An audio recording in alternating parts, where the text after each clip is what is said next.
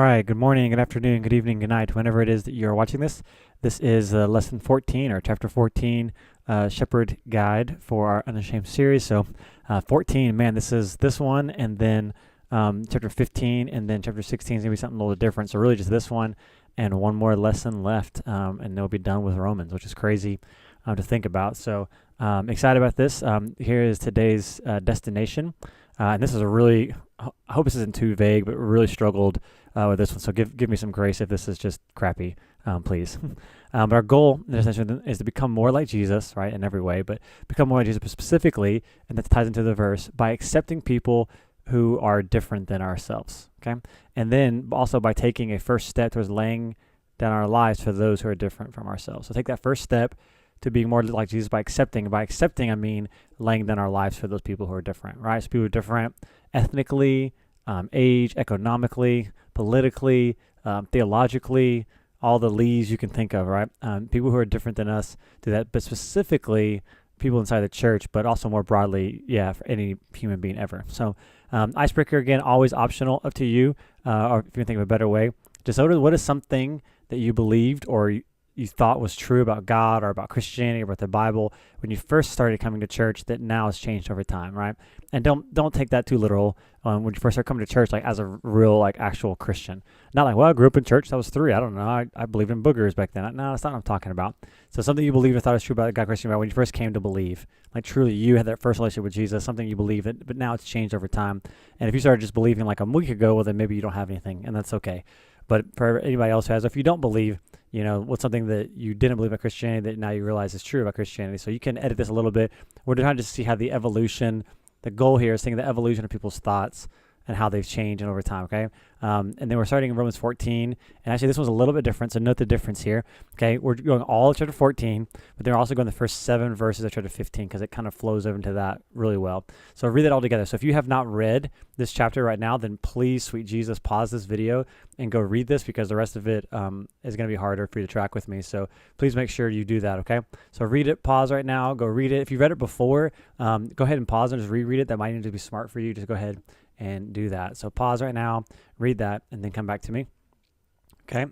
Hopefully you're back. You just read it. So after you get done reading it with your group, okay, remind them the mission of City Life Groups is not not a in-depth verse-by-verse study, but we're looking at building community and discovering application.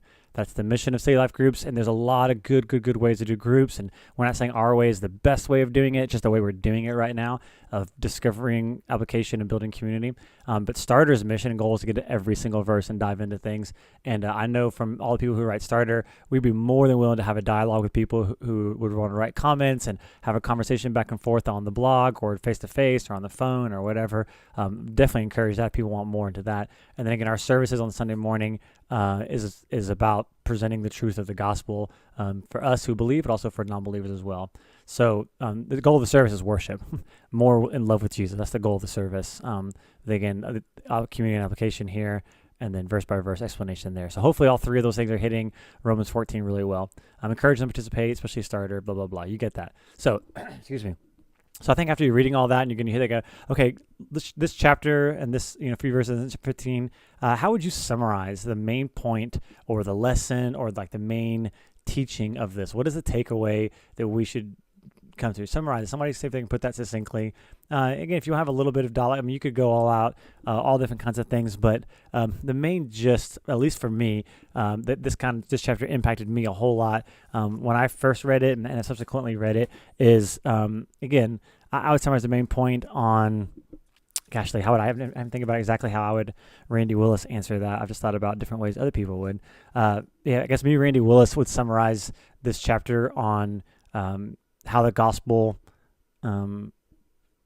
teaches me to have unity, the whole truth of it, also unity, gospel unity, how to be mature and be unifying like Christ was. So I guess something like that, right? How do we disagree but also be together? How do we unity, right? How do we do that kind of a deal? So coming from different points of view and arguing together. I know when I was in college, this chapter did a lot for my religious background and breaking up the the groundwork of legalism and just religious kind of, well, no, you have to do these certain things, and this is the way it goes. And I really enjoyed this chapter. And if you haven't read 1 Corinthians chapter 8, it's pretty similar, but also some different unique insights to it as well. I'd encourage you to do that. It's kind of the same thing, right? That you can't sit there and say, this chapter is distinctly against against legalism, and kind of gives a nod a little bit to relativism, not complete relativism. Don't go too far with that. But there are some things in Christianity that there's gray area on, and that's okay.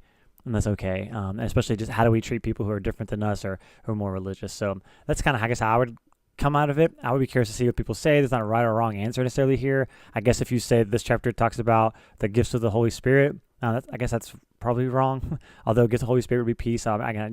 This chapter is about aliens. No. Well, how do you treat aliens who are different things? Okay, so there you go. So you can always kind of bring it back and get a lesson there. So we're going to spend, I think the first 4 verses gives us a good synopsis of all this stuff. And so I kind of want to come back to that. And we'll spend most of our time here in this. So I would reread this again so people get this idea, right? Accept the one who's weak in faith, for God has accepted him. So that's really how I look at it. The other thing is a parenthetical thought, has long parenthetical thought, but this is the whole point of the chapter for me. Now, I would be curious to think about, for me, why that word is there after chapter 13. It says, put on Christ. It's put on Christ, no provision for the flesh. Now, accept the one who is weak in faith, for God has accepted him. Now, just for between me and you, I'm not doing the starter for this. I think I would not do this with your group, but I think it's curious just to think about the difference between weak in faith versus having no faith whatsoever. Why did Paul choose weak in faith? I think that's really interesting. So for me, what's that's most important to you? I don't know if it's most important, but it just stood out to me a lot is why does it say weak in faith? And what does that mean? What is he not believing in fully that adds? So that's kind of, for me, religion right there versus the gospel. For God has accepted him. They may not think that God has accepted them because they're weak in faith, right? They might think, well, no, I have to obey these laws. I have to obey these kosher laws. I have to, vote the right way. I have to read my Bible every day. Crap, God's not going to accept me unless I'm doing all these other legalistic things. Weak in faith. They think their relationship with God is based off of their performance and not his acceptance. So that's how I look at it. That kind of stands out to me as the most important thing to me. I kind of come out of this like, oh man, that's kind of cool, and then think about it. But again, I think that's the whole point of this chapter. Accept the one who's weak in faith, for God has accepted him. And I'll even come down here. This is the last, chapter 15, verse 7. Therefore, accept one another, just as Christ accepted us, to the glory of God. So it adds a little bit there, but I think the same idea. Accept the one who's weak in their faith, because God's accepted them. So who you judge when they're in servant, right? So that's not the most important to me. That again, I think like Paul is the Bible is just again beating up religion like crazy. That you do not relate to God as in you're in debt and you have to do certain things to get out of that debt. That's just not the way that we like. Well, if I do certain things, then I'm acceptable. Like, no, God doesn't accept you because you're beautiful, but in order to make you beautiful. That's Tim Keller. And then the essence of the gospel is that it's done, not that we need to do, and that's the problem with these weak in faith people there. So that to me seems like really important. I think it's good to say in this passage and why, and the implications of that are huge. So try to be quick about that. But honestly, if you just spend the whole time on that one, I guess I wouldn't be too upset. But I want to kind of keep this moving relatively quickly. That a couple people talk about that. I wouldn't let everybody do it. Okay.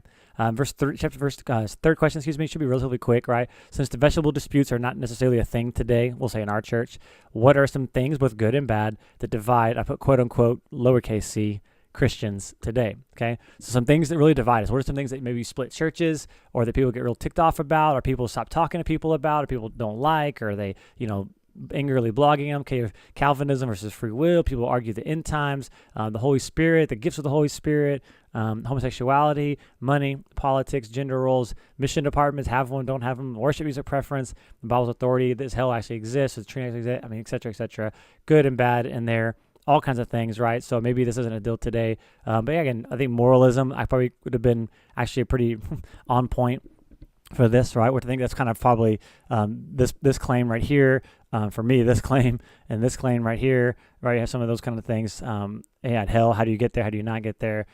Those kind of things, I guess people argue depending on the different perspectives you have. So I think kind of get people thinking about that, and then even asking this fourth question, right? So how have you seen Christians, again, notice the quotes in little c, how have you seen Christians handle these issues both well and poorly?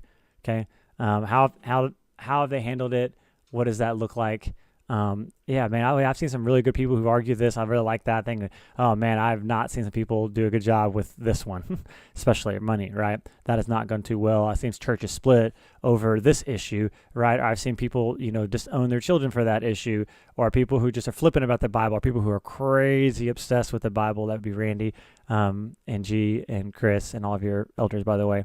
Man, just people, just the issues come up. I've seen them handle it, right? You might have people who have a very dogmatic opinion on this, but they handle it really well, right? When have you seen that? Maybe you've experienced that on the other side of these things, some of those kind of deals. Again, I'd be relatively quick about these three for there. And then this is really with a big question. Number 5 here, and then number 6 are really, really the big questions we're trying to get to, okay? So think about our culture today, okay? And maybe it helps to talk about politics, because that's easy to see.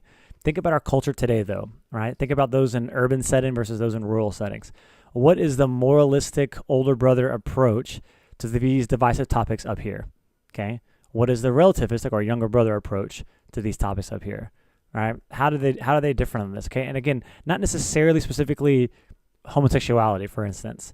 Okay, not necessarily that. I guess I'm talking about their approach to dealing with this, right? The moralistic, the older brother is going to be very, very legalistic is what I'm going for. Okay, that's what I'm asking here. Okay, seeing how that moral older brother type, they're very, very legalistic. There's a right way and there's a wrong way. There are people who are right and there are people who are wrong. There are people who are going to hell, people who are going to heaven, people who are good, people who are bad. And I know the difference between the two. That's that moralistic older brother. This son of yours has come back, right? That's kind of that idea. So their approach to these different topics is, oh, well, I'm right and I'm wrong, and they're very, very dogmatic and demand the lines to be drawn in the sand. That's what I mean. Not the specific things on all of them, but just in general how they handle it. Now, then in general, then how is the relativistic younger brother approach to this, right? This is the very tolerant approach, right? This is the approach that says, you know what, everybody is right, entitled to their opinion. Everybody's, right. We're just going to tolerate all opinions, and the best we tolerate that. Let's not call people right or wrong. That's a bad way of thinking about it. You older brothers are always doing that kind of stuff. You're always dividing. You're always causing hate. People want to believe this about hell. Let them believe that about hell. It's not a big deal. Everybody just do their thing. Let's just chillax, okay? So that's kind of how I look at it. And maybe you could think of a better way. That's what I'm looking for, right? The moralist is very dogmatic, and we accept only those who believe what I believe. The relativist is, hey, everybody's right. Let's go from there. So I can put it here. The moralist is dogmatic condemnation of anyone who differs from them. I think of this in my brain as like the religious right. Maybe you can say Republican. That's very, very generalizing. I'm sorry if that offends you. I'm not trying to, but that's just kind of the stereotypical way of looking at that.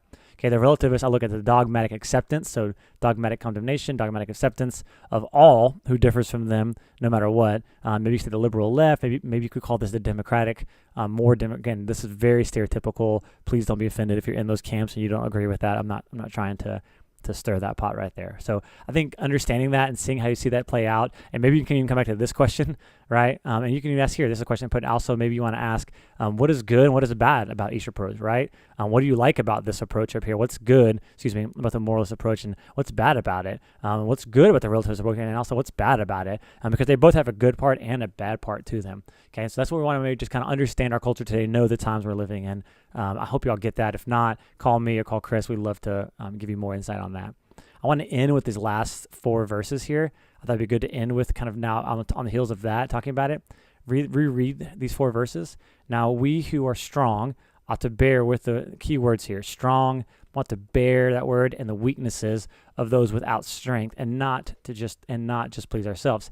Each of us is to please his neighbor for his good, for his edification. For even Christ did not please himself, as is written, the reproaches of those who reproached you, God, fell on me, Jesus.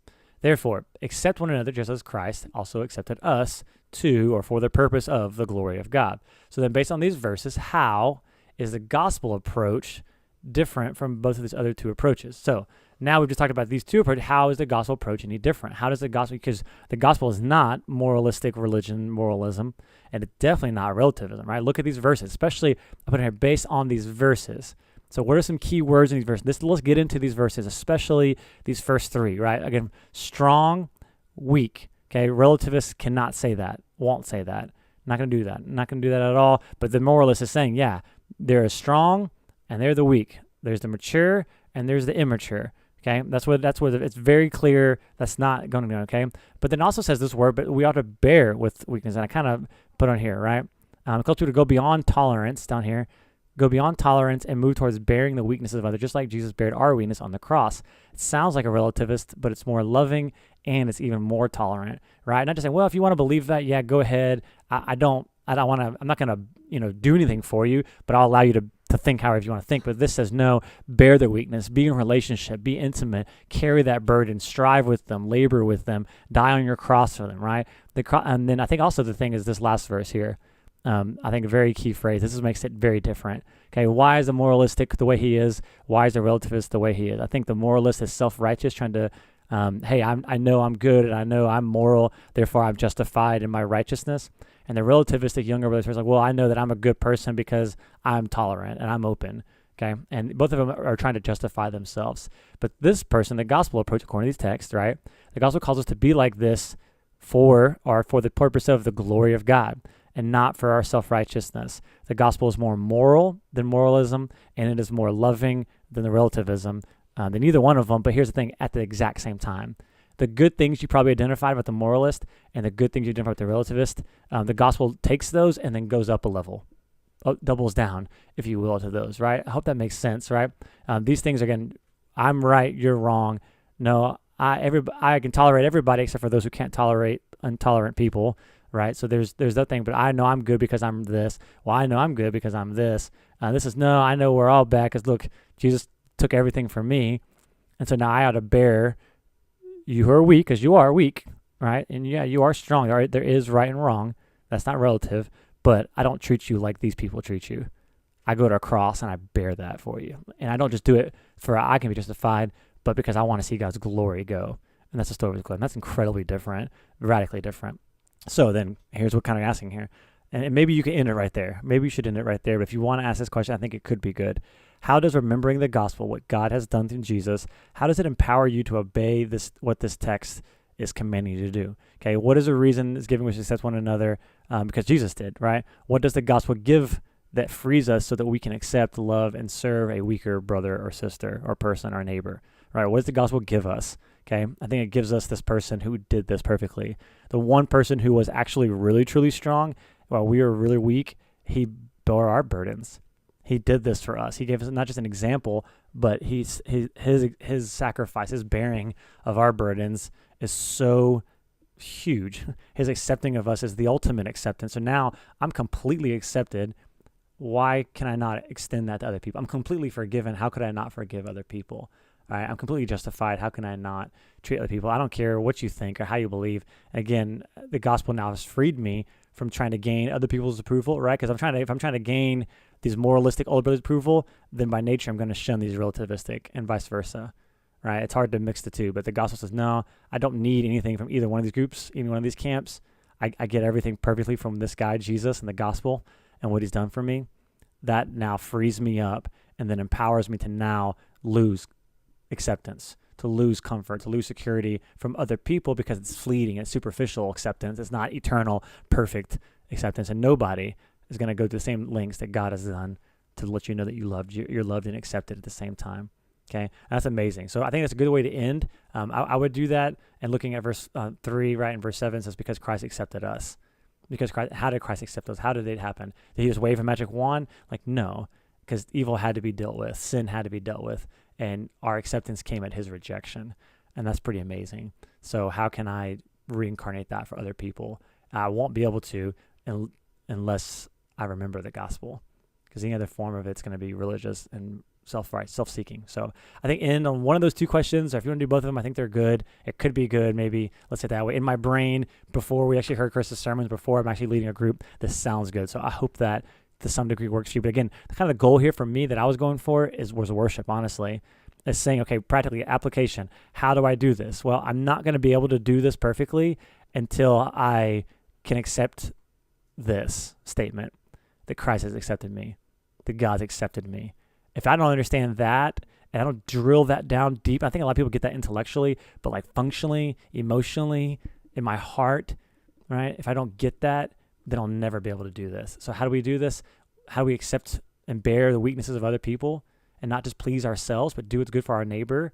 How do we do that? By knowing that Christ has accepted us fully and completely, and then that frees us from seeking out other people's acceptance, so now we can actually do the right thing when it's demanded. So you split in your group. This might be, I don't know, this might be something you split into groups, maybe something you stay with your whole group, but again, the big goal here, right, is an application and community. So we want to get a specific idea. We don't want to just learn this stuff like, oh man, well, that's interesting, cool, good thoughts, man, convicting, or man, Jesus is fantastic, he's amazing, worship, that's awesome that you get that, but then let's get a specific idea or plan. So let's think of one person that is different from you, that has a different view of things. Let's just go ahead. I would even, if I was meeting with somebody one-on-one or even as a whole group, I'd just ask them, hey, and just even quietly in your head, just think about somebody that maybe they're in this room, okay? Maybe they're in your group, maybe they go to our church, maybe you work with them, maybe you're in your family, and just have a different view on things, okay? Especially I think of somebody that has a different view on things that you don't really understand or agree with at all, okay? Then I ask, what is one practical way that I will engage this person this week so that I can learn and grow from somebody who's different? How can I humble myself and go to them and say, hey, what do you think about this? Or why do you think that way? Or tell me your story. What's led you to think this way?